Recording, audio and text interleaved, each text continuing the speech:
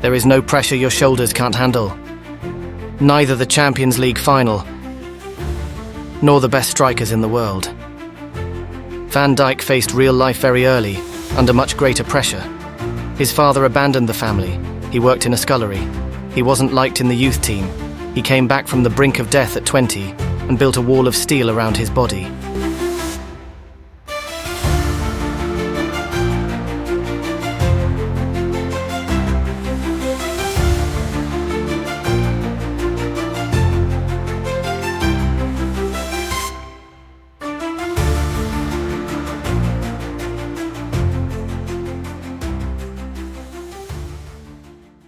His father is Dutch, Ron Van Dijk, and his mother is Helen Fu Siu of Chinese Surinamese descent.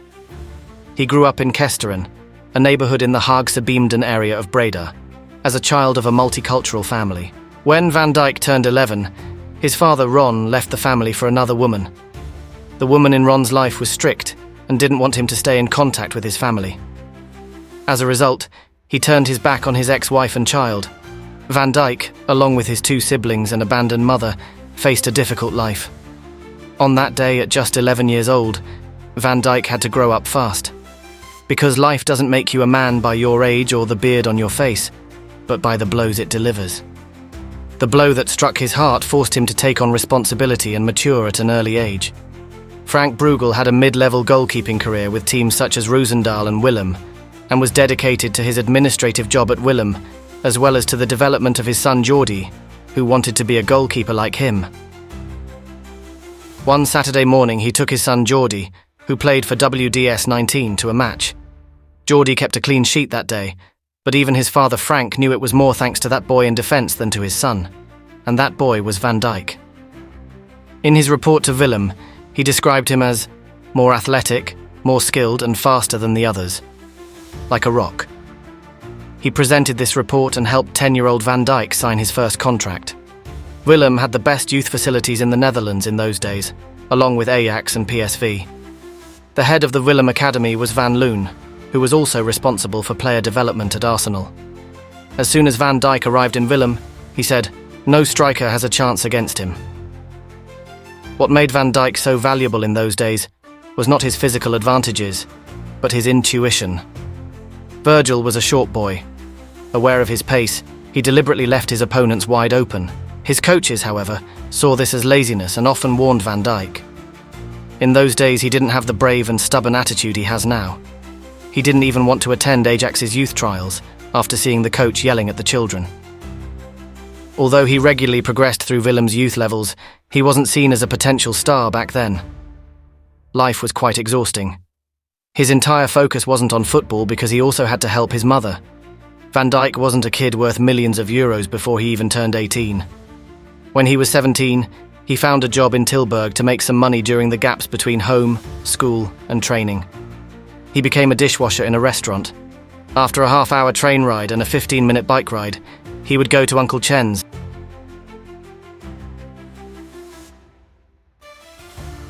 Until the age of 17, Virgil was about 1.75 meters tall. That's why he usually played as a right-back. At the age of 17, however, his body changed into something different, and he grew to almost 1.90 meters. With this physical change, he switched from right-back to centre-back. Willem was struggling to stay in the league, so nobody was thinking of promoting a potential talent from the academy. Van Dijk was not a 17-year-old who was being paid astronomical wages, but a youngster who was being considered for release from the academy before making the first team. Vos Groningen, the former Manchester City midfielder and manager, never saw him as a potential first-team player, never trusted him and of course never gave him playing time. Groningen were the first to believe in Van Dijk at professional level.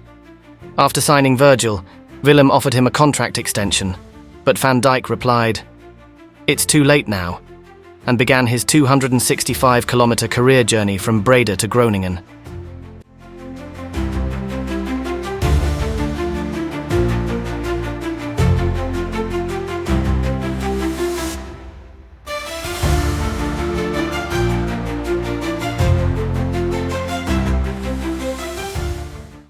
The Koeman brothers played a crucial role in Van Dijk's life. The person who brought Van Dijk to Groningen was Martin Koeman, the father of the Dutch national team coach Ronald Koeman, and a former centre-back. 3 years after making his discovery, he passed away at the age of 75 without seeing Virgil's development. Although Martin Koeman's discovery, which came without a transfer fee, was not initially seen as a successful one, it ended up shaping Van Dijk's career. The biggest criticism directed at Van Dijk was that he played with an indifferent attitude on the field.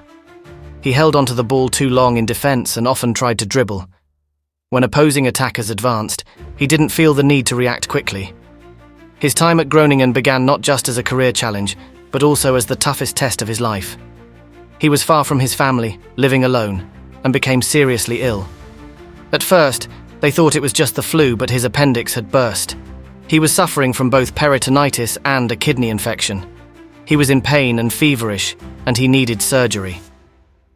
Due to the severity of his condition, his mother was called to the hospital. They even had Van Dijk draft a will. By then, he was 20 years old. The illness he endured and the time he spent away from football completely changed his outlook on life. Before this, he had never cooked for himself, constantly eating junk food and fast food. After this experience, he decided to become a professional who paid great attention to his physical condition, nutrition, and extra training. He overcame chronic knee and groin injuries through regular physiotherapy. He also made the decision to remove his father from his life, choosing to carry only his first name and not his last name. His coach, Dick Luxien, discovered how to get the best out of him. He saw that Van Dijk was accustomed to pressure and strong enough to handle it. Luxien constantly applied pressure, was tough on him, and eventually reaped the rewards of that approach. Earning €1,500 a month, the young player who rode his bike to training became one of the elite defenders in the Dutch league within a year. Along with Dusan Tadic, he was one of the 2 most valuable players on the team. First, Tadic went to Twente, and Van Dijk. He had become like a sword that no longer fit in its sheath. He was too good to be a player for a mid-table team in the Netherlands. However, the Dutch were unaware of this. Mark Overmars from Ajax called Hans Nyland, the general manager of Groningen, after Alderweireld's departure to inquire about a new transfer. "Do you think your centre-back is better, or Van der Hoorn?" he asked. Even though he received the response, "Van Dijk is definitely better," he didn't pay attention to this warning. This was because Van Dijk was still a young player in Dutch football, who was viewed with skepticism due to his desire to play with the ball and his confidence, which was considered unnecessary. Ajax didn't sign Van Dijk, instead opting for Van der Hoorn from Utrecht. PSV was also looking for a centre-back and added Jeffrey Bruma, who hadn't found playing time at Chelsea, to their squad. In Feyenoord's defence, De Vrij and Bruno Martins Indy were performing well. Milan's interest was limited to a few inquiries. Van Dijk left the Netherlands after signing his contract at the Hilton Hotel in Amsterdam. If the Dutch didn't believe in him, he had to try his luck abroad and prove himself in the Champions League, where the best players were.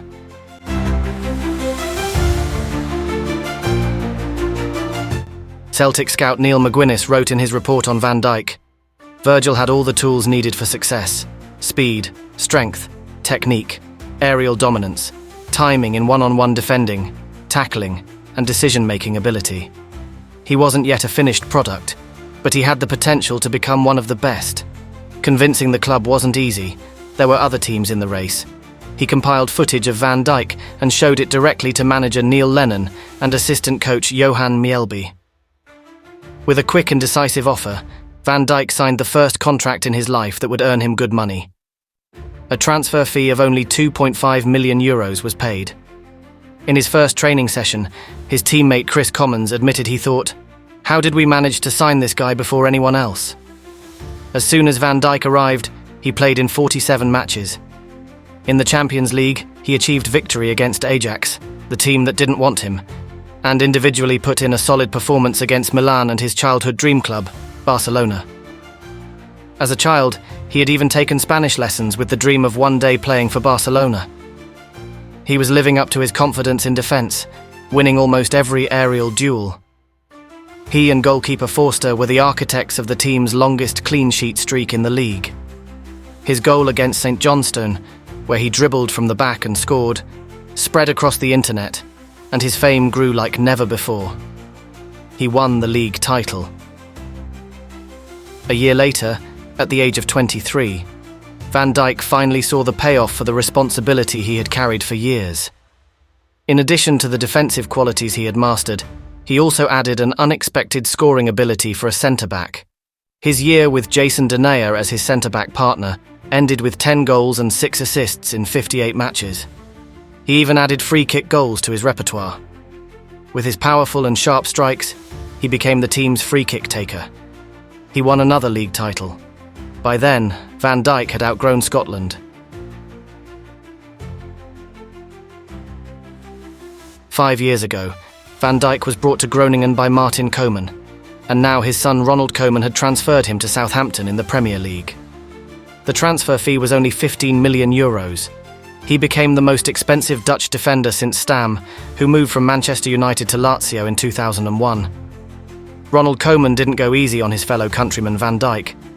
He showed no mercy in training, pushing him to his limits with a tough management style. Koeman constantly reminded him that he needed to find out what he was truly capable of. Van Dijk was given the captaincy of Southampton at the age of 24, even before playing 20 matches. In his first year, he played in 38 matches. In his second year, a serious ankle injury during a match against Leicester limited his appearances, but he eventually bounced back. After receiving offers from clubs like Chelsea, City, and Liverpool, Van Dijk announced his desire to transfer. His preference was Liverpool. However, this wasn't well received by Southampton. Even as he was gradually returning from injury, he faced criticism, with some claiming he was deliberately not playing because the club had refused to let him transfer. Eventually, during the winter transfer window, he made the move to Liverpool for a staggering €85 million, becoming the most expensive centre-back in history. Unwanted at Willem II, untrusted at Groningen, but a talent that blossomed at Celtic and became a star at Southampton. This was the journey of Virgil van Dijk. He wasn't just good, he was very good. But the next step was to prove himself as the best at Liverpool.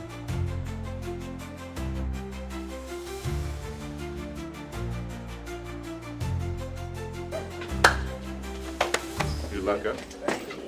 Following in the footsteps of Sami Hyypiä, a former Liverpool centre-back who, like Van Dijk, had also played at Willem II, he inherited Hyypiä's legacy. He chose the number 4 jersey, the same number he had briefly worn at Groningen. When Klopp arrived at Liverpool, the defence was in shambles. He transformed the club into a title contender, yet defence remained their Achilles heel. That was until Van Dijk arrived. Before him, Klopp had to rely on Lovren, Sakho, Matip, Klavan, and a newly turned 20-year-old Joe Gomez. But Klopp saw something in Van Dijk. He turned him into a commander on the pitch. He nurtured his confidence, encouraging him to intentionally give his opponents space, only to pull them into a duel on his terms. Liverpool revealed some of Van Dijk's smaller flaws too. He had a tendency to avoid sprinting back immediately, knowing he could catch up. It was thanks to captain James Milner that he overcame this habit. Milner, with his no-nonsense attitude, was the only one who could get away with scolding Van Dijk, saying, "We don't care, just get the ball and stop the goal." Van Dijk, ever eager to improve, insisted on being told about his weaknesses. He listened and worked to fix them. In his first half-season at Liverpool, he helped the team secure 4th place in the league. In his first full season, they finished 2nd. In the Champions League final, he was named man of the match and helped bring the trophy home. 16 years earlier, his father had walked out on him, his mother, and his siblings. Just 10 years ago, he was washing dishes in a restaurant in Tilburg. Only 7 years ago, after his appendix burst, he was so close to death that he had to write a will. Now, Virgil van Dijk stood as the best centre-back in the world.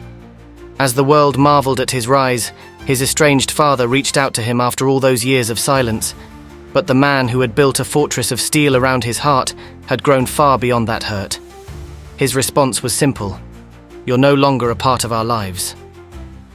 In the Premier League, Van Dijk fought on the front lines to end Liverpool's 30-year title drought, never missing a single league game. Alongside goalkeeper Alisson, he helped keep clean sheets in 36 of the 76 games they played, cementing his legacy as one of the greatest defenders the game had ever seen. He won the UEFA Men's Player of the Year award. To many, he should have also won the Ballon d'Or. He could have been the second centre-back to win the award after Cannavaro, but he finished second behind Messi. Many still believe that Van Dijk was robbed of the Ballon d'Or. To be the best, he had to stop the best. Messi once said about him, "He's so fast and strong. To play against him, you need to have everything perfectly in place." Haaland called him the toughest defender I've ever faced. Physically, he's a beast. Vincent Kompany even described Van Dijk as the best centre-back in Premier League history. There is one truth the whole world accepts. Van Dijk is one of the most dominant, toughest, most consistent and best defenders football has ever seen. But for him, family remains the top priority. His wife, whom he met during his time at Groningen, and their children are at the centre of his life. After the Netherlands-Germany match, Van Dijk set aside his goal and the victory to console the Romanian referee, whose mother had recently passed away. This act of compassion showcased his deep connection to family. Van Dijk isn't too concerned with winning the Ballon d'Or. His greatest ambition in his career is to lift a trophy with the Netherlands before he retires. In life, his ultimate goal is to be a beloved father to his children, in stark contrast to his own father, Ron Van Dijk, who left him. The reason behind the calm, sharp look on his face stems from this. To him, football isn't the toughest opponent, and pressure can't defeat him. Because for Van Dijk, pressure was being abandoned at the age of 11 or 12. Pressure was working in a dishwashing kitchen, while dreaming of becoming a footballer, just to help his mother.